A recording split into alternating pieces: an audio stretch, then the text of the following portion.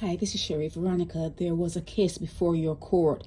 Ian Weeks handled it, and it was thrown out because the police did not give their report, their investigative report, to the prosecutor for the case to be prosecuted, and the Guyanese national was released. Now, this particular one that came up in 2024, this is the year 2024, and this is the month of September 2024. This particular matter that they're talking about now, this was not the first time that this Guyanese person by the name of Mankad, M-A-N-K-A-D, it's not the first time that he was brought up on these particular type of charges in Barbados, okay? This time, it involved a 9-year-old.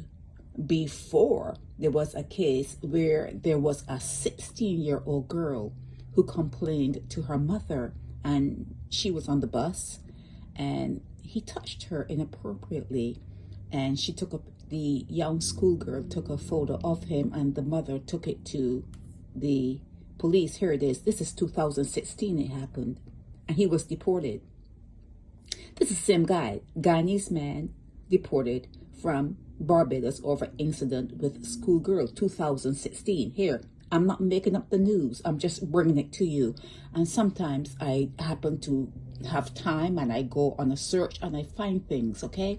This is from September 2016 when he was deported, okay? He pled guilty to the offense and he was deported. His name is, he goes by one name, Mankad, M-A-N-K-A-D, Mankad, and he was deported, but he was let back in. You let him back in.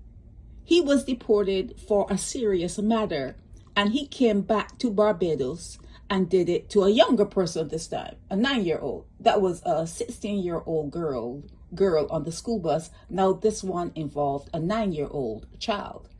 And you're trying to tell me,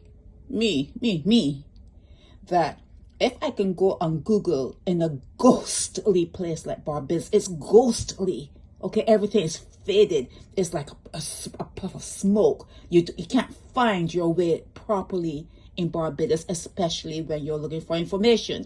So if I can go on Google and find that this guy was in Barbados before, he did this thing before, he was deported before, he ended back in Barbados again, he did it again.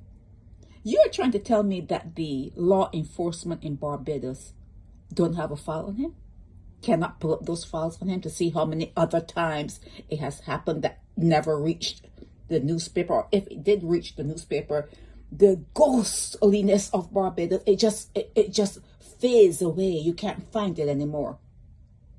Sometimes they don't even give the name of the person because they're saying, oh, the family member, or he was associated with this particular person, and they may know because of association who the person that was affected is. And they don't give names, so you don't even know it's him. You don't know it's Mankad, M-A-N-K-A-D. You wouldn't know it's him. So you are trying to tell me that these police officers didn't have a file on him? If there are already 2 files you can find, this one with the 9-year-old and one with a 16-year-old, and he was deported, and you let him back in to try again?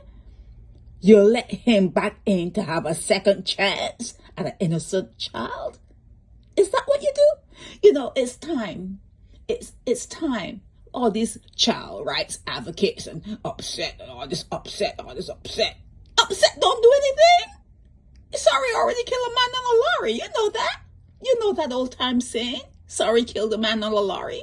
Oh, this being upset does nothing when you really don't care. It's time. Admit it. Go ahead and admit it. You don't care. You do not care. Okay? You're part of the problem. You're actually part of the problem. The commissioner of police, Richard Boyce, he's part of the problem. You're all part of the problem. You don't care. You actually don't care. Barbados is a ghostly place. You're fading. You're writing yourselves out of history. This is Sherry Veronica.